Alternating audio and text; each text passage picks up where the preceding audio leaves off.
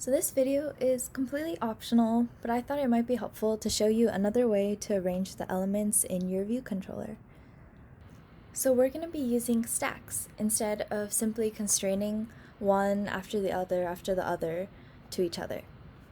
So I just want to show you this image. This is an example of a vertical stack. So you can see it's an element stacked on top of an element on top of another element, and they're all enclosed within this stack view. So this is just one vertical stack with 3 elements. And then I really like this example of a larger scale application for stacks. Within each of these, you can see there's 2 labels within a horizontal stack. They're side by side. And then there are 3 of these horizontal stacks within a larger vertical stack. So it's a really cool way to arrange elements. And like this vertical stack is in another horizontal stack with this image, right? They're side by side. And then this entire one is in a vertical stack with a text view and 3 other buttons in a horizontal stack. I just thought that was really cool, and I wanted to show you how you could do this with our simple counter app.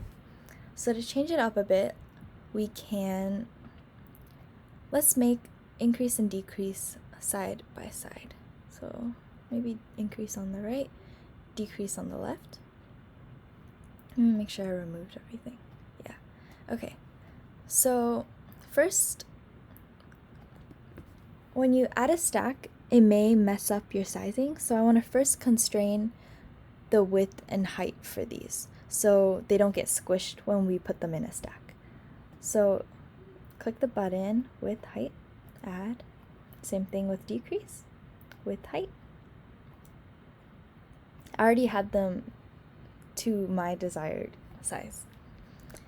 And to add a stack, or to place these in a stack view, all you have to do is click down here in stack view.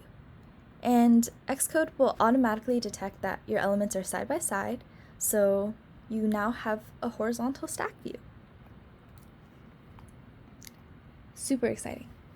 If you click the stack view, you can actually see the spacing. So, if I wanted it a little further apart, you could do like 40 or like 10. You can see they get closer together, so you can adjust the spacing to your liking as well.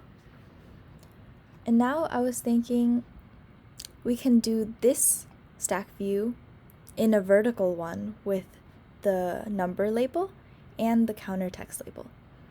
So let's strain the number label and the counter label. So for the number label, I'll set the height, and instead of setting the width, I'll constrain this to the sides. So we don't have to worry about the text getting cut off. So I add these 3 constraints. Then for counter, I'll do the same thing. So height and then to the sides. So I made it very close to the edges of the view controller, so we won't have to worry about any cutoff. Oops, I didn't actually set it. Make sure you click add constraints or else it's not actually doing it.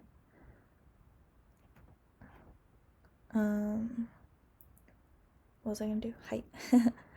Okay, there we go. So now we have all 3 of these constraints separately, and we can put them all in a stack view together. So again, click down here, and when you click stack view, it'll automatically detect that, this should be a vertical stack. And voila. Now we only have to add constraints for this one element, this entire stack view block. So we can do what we usually do. We can toss space to safe area and center horizontally in safe area. And there we go. Let's see what. Fix with constraint. Okay, this is a small fix. So for increase and decrease, you can just you don't have to worry about this, but if you change this to greater than or equal to, it'll stop bugging you. It's just, it doesn't like fixed. There we go. Now if we run this,